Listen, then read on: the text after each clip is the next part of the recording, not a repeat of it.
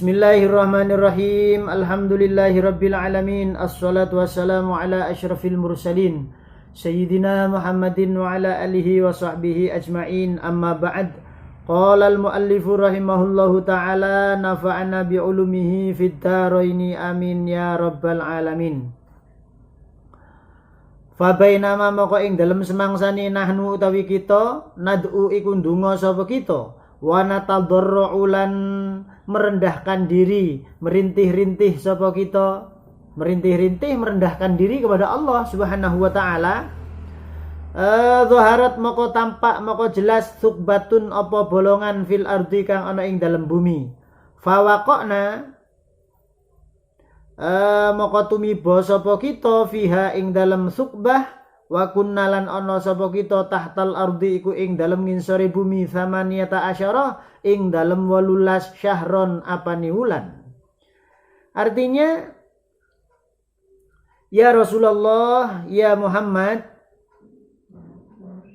orang-orang Bani Israel yang ada di bumi putih di belakangnya Jabal Qaf itu bercerita lagi kepada Nabi Muhammad sallallahu alaihi wasallam, pada ketika kami berdoa kepada Allah, kami merintih-rintih kepada Allah, merendahkan diri kepada Allah, minta keselamatan daripada kejahatan Bani Israel. Pada saat itu tampaklah ada sebuah lubang. Ada sebuah lubang di bawah bumi. Kemudian kami datang di lubang itu dan kami berada di bawah bumi selama 18 bulan. Wa ba'da dzalika lan ing dalem sakmarine mengkono-mengkono zaharat suqbatun fil ardi ila akhirih kharajna mongko metu sapa kita ila hadzal makani maring ikilah panggonan. Wa kana lan ono Musa sapa Nabi Musa qad wassana iku teman-teman wasiat sapa Musa na ing kita. Wasiate Nabi Musa idza ra'a ing dalem nalikane ningali ahadukum sapa salah siji nira kabeh wajha Muhammadin ing selerane Nabi Muhammad sallallahu alaihi wasallam nabi akhir zaman fasallimu maka uluka salam sapa sira kabeh alaihi ing atase Muhammad minni saking ingsun. Maka setelah kami berada di bawah perut bumi selama 18 bulan, lah kita keluar dari perut bumi itu ya tahu-tahu ya dari tempat ini. Maka kita tahu-tahu berada di tempat ini. Dan Nabi Musa dahulu pernah berwasiat kepada kami. Wahai kaumku, apabila kelak kalian melihat wajah Nabi Muhammad, bertemu dengan Nabi Muhammad sallallahu alaihi wasallam, dia adalah nabi akhir zaman, tidak ada lagi nabi selain Nabi Muhammad sallallahu alaihi wasallam, maka sampaikan salamku kepadanya. Salamku kepadanya sampaikan.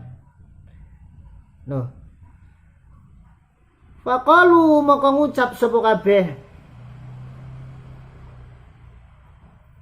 Alhamdulillahilladzi arana wajhaka fa'allimnal Qur'an.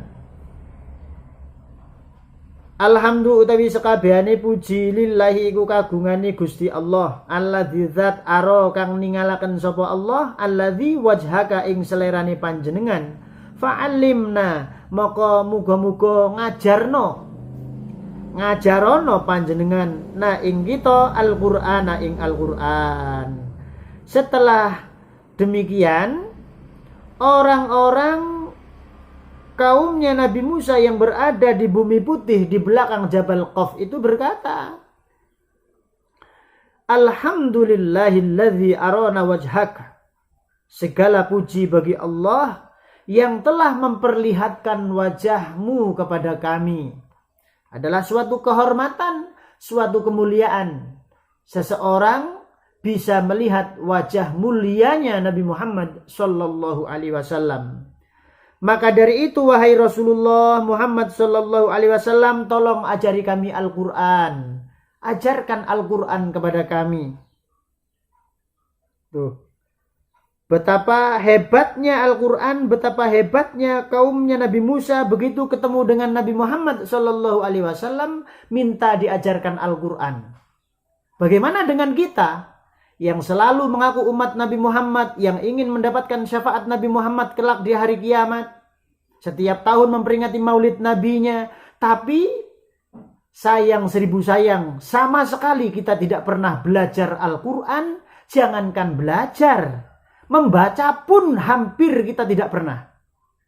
Al-Quran hanya dijadikan pajangan, ditaruh di atas lemari kita, jare wong Banyuwangi sampai badangan. Al-Quran hanya dijadikan mahar sebuah perkawinan. Saya terima nikahnya ini bin ini dengan itu bin itu, binti itu dengan mas kawin. Al-Quran dan seperangkat alat sholat hanya ditaruh di atas lemari.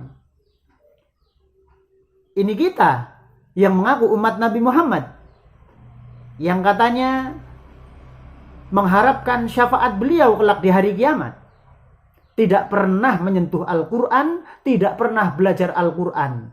Tapi yang saya heran, menyentuh HP bisa. Menyentuh WA bisa, bermain Facebook bisa. Tapi kenapa dengan Al-Quran kita tidak sempat? Dengan alasan apapun. Alasan sibuk kayak, alasan kerja kayak, alasan mencari nafkah kayak, semua alasan kita kemukakan. Masa kita mau kalah dengan umatnya Nabi Musa alaihi salam? Begitu ketemu Nabi Muhammad sallallahu alaihi wasallam minta diajarkan Al-Qur'an. Fa'allama maka ngajaraken sapa ahum, fa'allama maka ngajaraken hum ing kabeh kaum ing Bani Israil an-nabiyyu sallallahu alaihi wasallam sapa Kanjeng Nabi alaihi wassalatu wassalam Al-Qur'ana ing Al-Qur'an, was-sholata lan ngajaraken salat, was-shauma lan ngajaraken puasa, wa adaa sholatil jum'ati lan ngajaraken nekani salat Jumat, wasairul ahkami lan sekarini piro-piro hukum. Lah karena memang visi dan misi Nabi Muhammad itu mengajarkan Al-Qur'an, menyampaikan risalah dari Allah Subhanahu wa taala, diajarkanlah Al-Qur'an kepada mereka.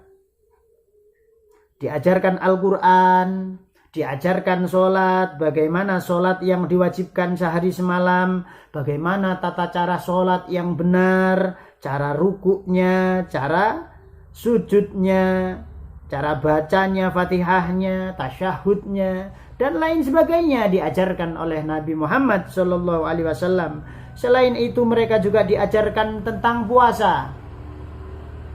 Puasa Ramadan, bagaimana syarat-syaratnya, wajibnya, yang membatalkannya. Diajarkan juga kepada mereka untuk mendatangi sholat Jumat dan hukum-hukum syariat yang lain diajarkan kepada mereka. Summa qala maka kari-kari dawuh sapa an-nabiyyu Kanjeng Nabi alaihi salam, raaitu buyutahum. Dawuhe ing lafat raaitu buyutahum. Raaitu ningali sapa ingsun jare Kanjeng Nabi buyutahum ing pira-pira umai kabeh Bani Israil bila babin iku kelawan tanpa lawang. Wa sa'altu lan takon sapa ingsun an sababihi saking sebabe buyutuhum bila babin. Faqalu moko jawab sapa kabeh Bani Israil, nahnu utawi kita sedaya la yakhafu iku ora kuwatir ba'duna sapa sebagian kita min ba'din saking sebagiane. Lah pada ketika itu Nabi Muhammad sallallahu alaihi wasallam melihat rumah-rumah Bani Israil yang ada di belakang Jabal Qaf itu rumahnya tidak berpintu. Artinya rumahnya ya belum, tidak ditutup. Kenapa demikian? Nabi Muhammad sallallahu alaihi wasallam bertanya, loh kok ada rumah tidak berpintu tuh gimana ceritanya? Sebabnya apa? Apa ndak khawatir nanti pekakasih dicolong maling? Apa ndak khawatir dibobol rampok? Bagaimana jawaban mereka? Nahnu la yakhafu ba'duna min ba'din. Ya Rasulullah, kami tidak pernah mengkhawatirkan kejahatan sebagian kami dengan yang lain. Artinya, kaum Bani Israel yang ada di belakang Jabal Qaf ini tidak punya rasa takut dengan tetangganya. Berarti tetangganya gak enak sing nyolongan. Lah kenapa rumah kita itu diberi pintu? Selain pintu masih ada kuncinya, selain kunci masih diselot lagi, masih diberi apa lagi itu, besi-besi, jeruji besi. Nggak cukup seperti itu. Di depan rumah dibikin pintu gerbang, dikunci lagi. Di dalam kamar pun masih ada lemari-lemarinya, dikunci lagi. Kenapa kita berbuat demikian? Karena kita merasa takut. Ada maling-maling di sekitar rumah tetangga kita, di sekitar kita. Makanya dengan sedemikian rupa pintu rumah kita dijaga, dikunci. Berapa macam kunci yang kita pasang di dalam rumah kita. Padahal kadang-kadang tidak ada uangnya, tidak ada hartanya sama sekali. Kenapa? Kok bisa khawatir seperti itu? Karena di sekitar kita banyak orang jahat, banyak orang-orang yang berbuat jahat. Lah sementara kaum Bani Israel ini tidak sama sekali merasa khawatir dengan tetangganya, dengan temannya. Enggak, mereka baik semua. Tidak mungkin tetangga kami, tidak mungkin teman-teman kami, dan itu tidak pernah terjadi memang di antara kami berbuat kejahatan. Makanya pintu-pintu mereka, rumah-rumah mereka tidak berpintu. Hebat. Ini adalah peristiwa yang sangat hebat. Summa qala maka kari-kari dawuh alaihi salatu wassalam sapa Kanjeng Nabi alaihi salatu wassalam, raaitu ningali sapa ingsun jidara buyutihim ing temboke pira-pira umahe kaum, kabeh kaum mustawiyatan iku padha hale kang padha. Fasa'altu moko takon sapa ingsun an sababihi saking sebabe taswiyatu jidari buyutihim. Faqalu moko ngucap sapa kabeh Bani Israil, nahnu utawi kita fil qalbi ing dalem atine sawaun iku padha. Lalu pada ketika peristiwa Mi'raj itu Nabi Muhammad bertemu dengan kaum Bani Israel, rumah mereka itu temboknya sama semua. Gedungnya sama, temboknya sama. Kok bisa ada sebuah rumah tidak berpintu semua, temboknya sama semua? Baik bentuknya, tingginya, lek cara saiki mungkin juga catnya sama. Lah, Nabi Muhammad penasaran bertanya kepada mereka, Loh, iki maksudnya ya apa? Kok gedung-gedungnya temboknya kok podo kabeh? Nah, Kanjeng Nabi bertanya seperti itu, dijawab oleh mereka, nahnu fil qalbi sawa. Kami masalah hati sama semua, tidak berbeda-beda. Masalah hati kami sama. Gak ono bedone. Artinya mereka itu rukun. Mereka itu rukun, tidak ada perselisihan sama sekali. Lah menurut Imam Syafi'i, Imamuna rahimahullahu taala, sepanjang yang saya ketahui yang ditulis di dalam kitab-kitab, kalau kita ingin tahu penduduk suatu tempat itu rukun atau tidak, lihat pada ketika mereka sholat berjamaah. Kalau pada ketika sholat berjamaah mereka itu barisannya lurus, rapat, insya Allah mereka rukun. Mereka guyub.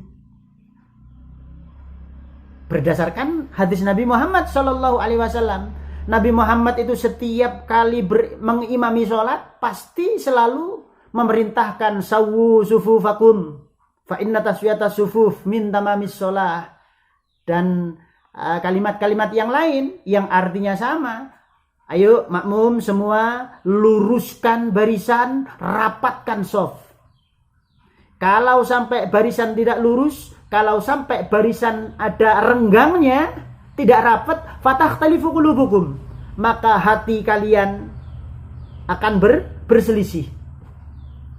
Jadi melihat kerukunan di antara umat pada suatu daerah, lihatlah cara mereka sholat berjamaah. Rapat atau tidak? Lurus atau tidak? Kalau mereka lurus, rapat, insya Allah hati mereka sama. Tidak ada perselisihan. Tapi kalau melencong-melencong, kalau ada enggang-enggang, bisa dipastikan masyarakat setempat itu berbeda-beda hatinya, selalu berselisih di dalam hatinya. Adapun lisan itu bisa dibuat-buat.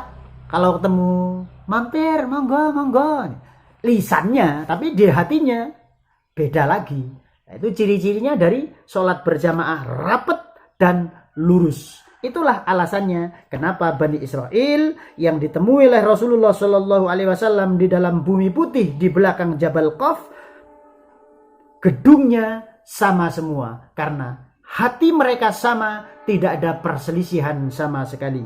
Wallahu taala a'lam bissawab.